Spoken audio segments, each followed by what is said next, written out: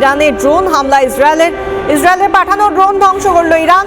কাশানে drone গুলি করে নামায় ইরানের সেনা।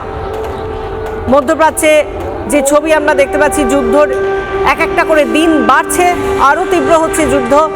ইরানের ড্রোন হামলা ইসরায়েলের পাঠানো সেই ড্রোন ধ্বংস করলো ইরান। কাশানে ড্রোন গুলি করে নামায় ইরান সেনা।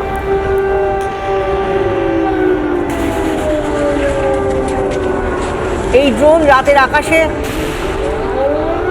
গুলি করে নামায় ইরান সেনা।